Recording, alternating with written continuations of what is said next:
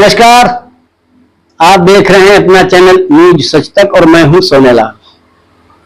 Assam rifles ने आज फिर शाबाशी देने का काम किया है और शाबाशी की हकदार भी है, लेकिन फिर वही प्रश्न, क्या इसके शौर्य के बदले इसका सम्मान होगा?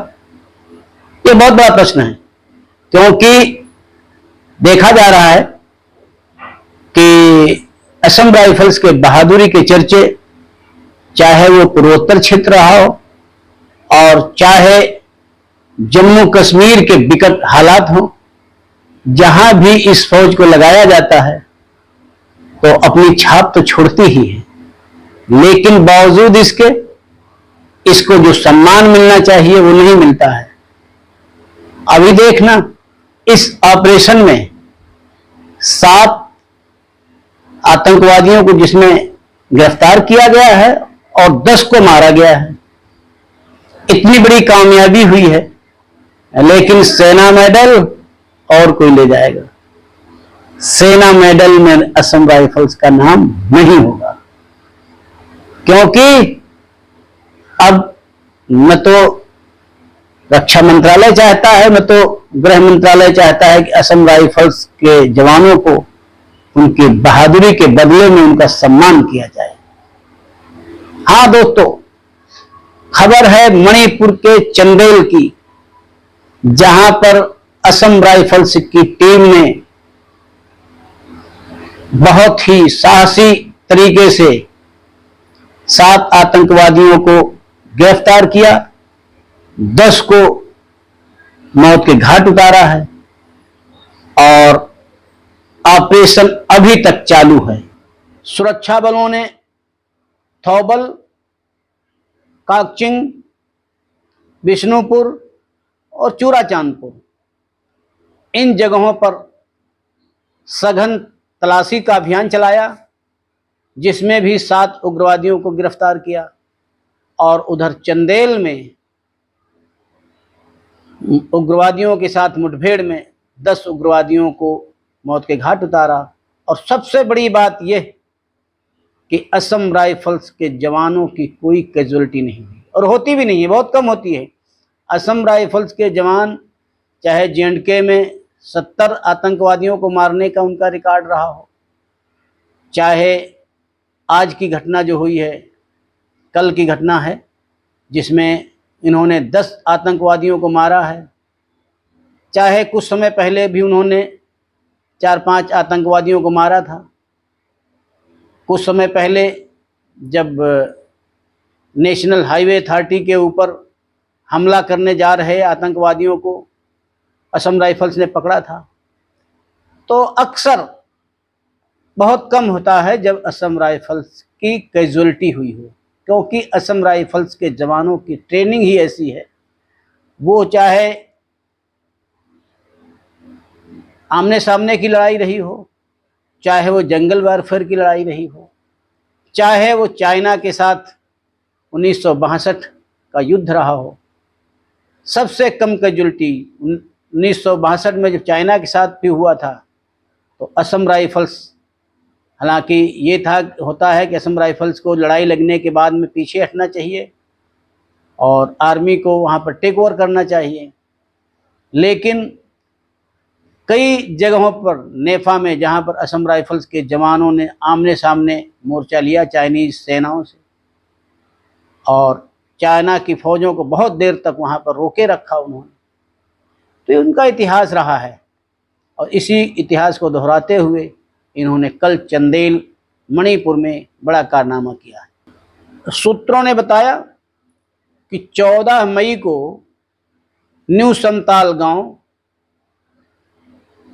के पास ऐसा पता चला कि वहां पर कुछ आतंकवादी जमा हो रहे हैं, तो इनको असम राइफल्स की टोली ने घेरा और घेरने पर उन्होंने असम राइफल्स के जवानों पर हमला कर दिया।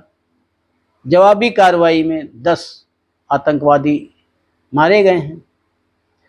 लेकिन बहुत अफसोस होता है कि काम असम राइफल्स कर रही है, लेकिन अमर उजाला की, और अमर उजाला की नहीं, कई मीडिया हाउसेस की मैं रिपोर्ट देख रहा था, वहां पर कहा जा रहा है कि सेना ने कार्रवाई की है।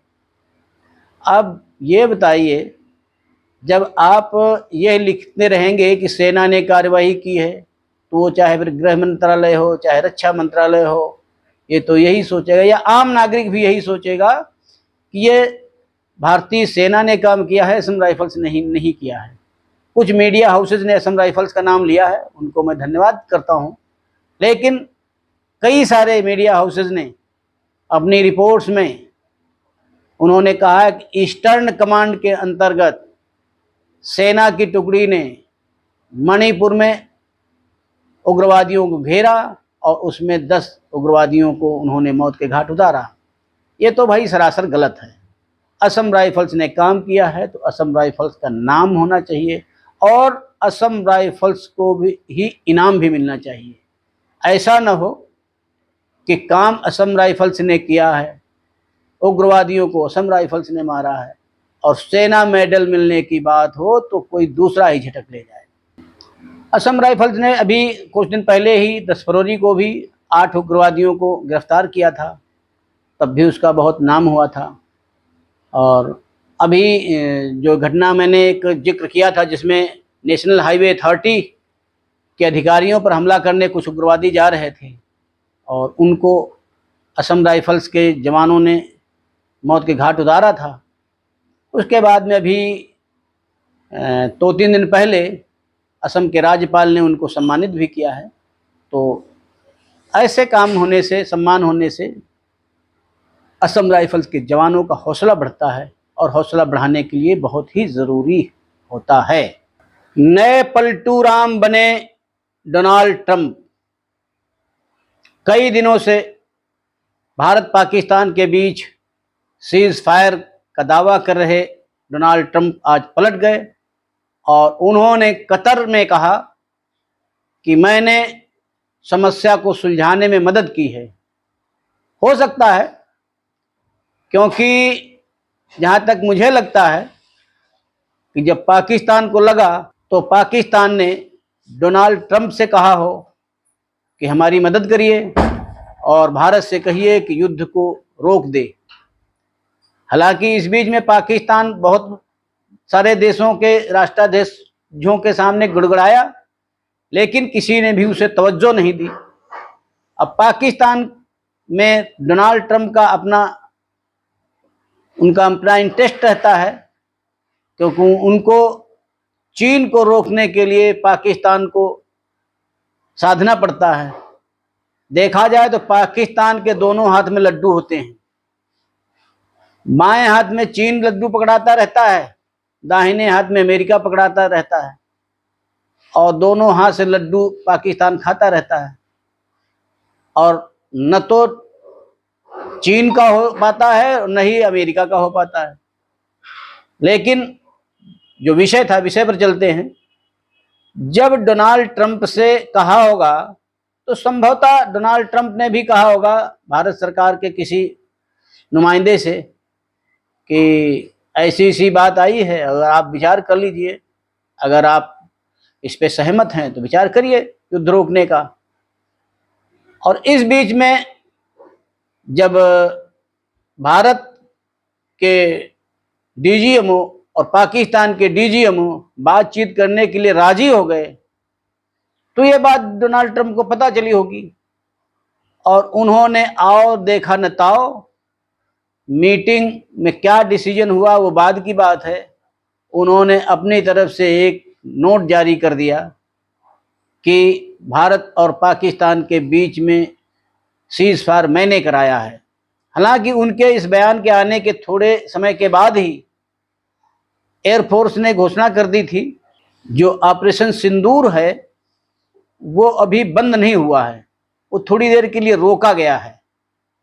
और शाम को जब डीजीएमओ की, हमारे भारत के डीजीएमओ की जब प्रेस कॉन्फ्रेंस हुई तो उसमें भी उन्होंने कह दिया कि ऑपरेशन अभी चलता रहेगा, इस ऑपरेशन का काम खत्म नहीं हुआ है, क्योंकि ऑपरेशन तब तक चलता रहेगा जब तक आतंकवाद रहेगा। तो इस प्रकार से डोनाल्ड ट्रंप जो कहते घूम रहे थे कि मैंने सीज फायर करा दिया है, और कई जगह उन्होंने कहा है, लेकिन आज उन्होंने कतर में अपने बयान में इसका जो है खंडन किया है। उन्होंने कहा था कि हम भारत और पाकिस्तान के बीच में मध्यस्थता करने के लिए तैयार हैं। तो मध्यस्थता करने के लिए भारत को ज़रूरत है ही नहीं। भारत के प्रधानमंत्री ने भी इस चीज़ को जगजाहिर कर दिया है कि हम किसी भी मध्यस्थ को बीच में डालने के लिए उत्सुक नहीं हैं और हम समस्या का हल खुद कर लेंगे। और हमें समस्या कुछ नहीं है, समस्या भारत और पाकिस्तान के बीच में दो ही हैं। पाकिस्तान पहले अपने यहाँ से आतंकवाद को बढ़ावा देना रोके, आतंकवादियों की फंडिंग करके और उनको भारत में भेजना रोके, और दूसरा जो पीओके पर उसने कब्जा कर रखा उसको खाली कर दे। ये दो चीज़ें अगर पाकिस्तान कर लेता है तो भारत के साथ में उसका कोई विवाद ही नहीं रहेगा, अपने मौज रहता रहे। लेकिन पाकिस्तान तो पाकिस्तान है, उसको तो आतंकवादियों को पालना है। अभी जिस आतंकवादी के घर के 14 लोग मारे गए हों और उस एक एक आदमी को मरने पर वो 1-1 करोड़ रुपए दे रहा हो, उसको मालूम है कि अजहर मसूद जो है ये पैसा आतंकवादियों के ऊपर ही लगाएगा। और अब तो सूचना यह भी आ रही है कि पाकिस्तान की सरकार जो आतंकी ठिकाने ढहाए गए हैं उनका पुनर्निर्माण करवाएगी, वहाँ जैसी व्यवस्थाएं थी वैसी कराएगी, क्योंकि उसको तो अंतर्राष्ट्रीय मुद्रा कोष भी पैसे दे रहा है, चीन भी दे रहा है, अमेरिका दे रहा है, तो उसको करवाने में कोई दिक्कत नहीं है। तो ये अब हमको सोचना होगा कि पाकिस्तान के साथ में कैसे निपटना है। तो आज की ये दो मुख्य खबरें थीं, इनके साथ ही आज के इस अंक को समाप्त करते हैं। अगले किसी अंक में फिर किसी दूसरी चर्चा के साथ आपके साथ हाजिर होंगे। तब तक आप हमारे इस चैनल को देखिए, लाइक करिए, शेयर करिए और सब्सक्राइब करिए।